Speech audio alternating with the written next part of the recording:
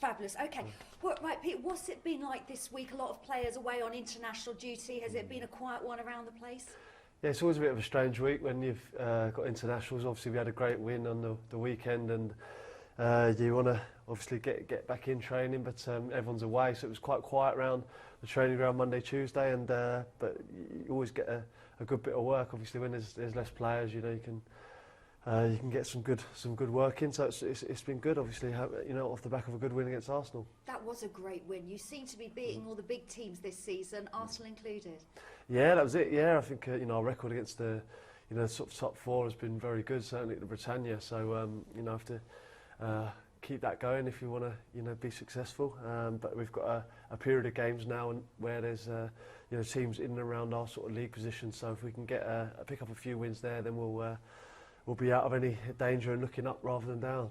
And that win at the weekend has given you a bit of a cushion as well, hasn't it? Yeah, it was important. I did feel like we could get a result. I certainly always feel that the Britannia, we can beat anyone. That proved to be the case again on the weekend. So like you say, it's given us a little bit of a cushion and a bit of breathing space, and hopefully now we can take confidence from that and kick on and start moving up the league. And Norwich this weekend, they're a bit of a topsy-turvy. I'm not unlike you, really, I suppose, topsy-turvy. But, you know, they beat Spurs one week and then they go and lose to Villa another.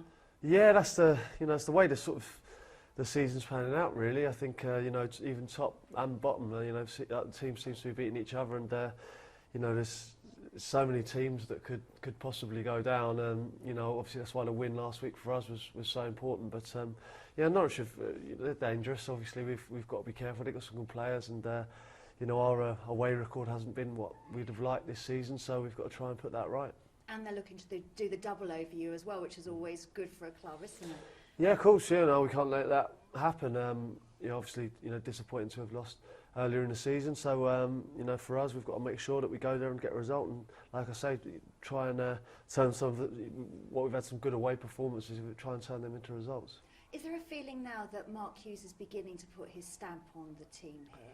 Yeah, I believe so. Yeah, I think we're all enjoying playing for the new manager. I think as soon as he's come in, his ideas, he's freshened things up, and we've enjoyed training, enjoyed the games as well. So I think of course there's going to be teething problems. I think with a new manager coming in, he's trying to stamp his identity on what was obviously the previous manager was here for a long time. So obviously he's trying to change the way we play and things like that, and it's going to take time, but.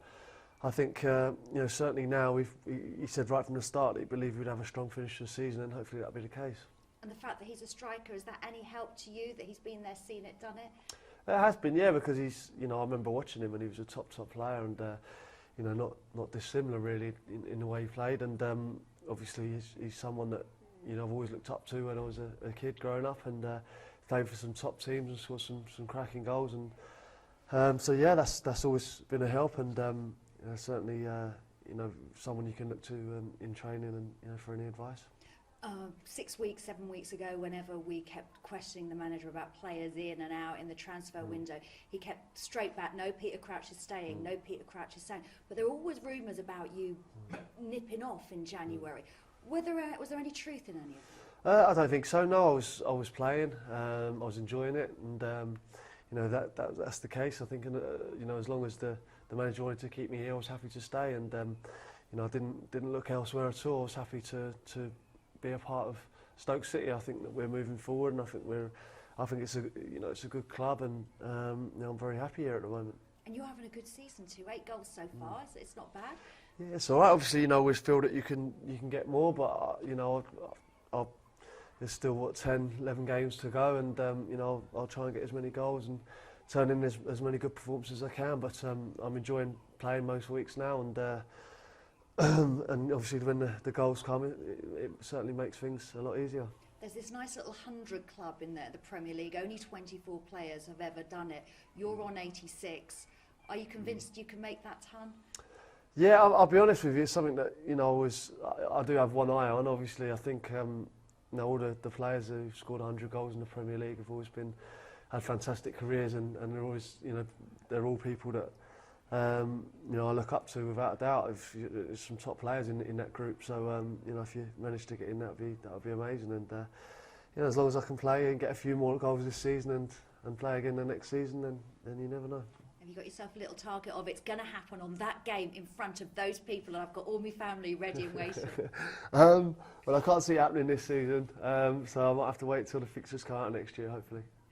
Can I just ask you quickly about Ryan Shawcross? I read today Robbie Earle, formerly of this area, was like, if Shawcross and other players want to go and have a good England career when they really ought not to be at Stoke, they tend to get overlooked. What do you reckon?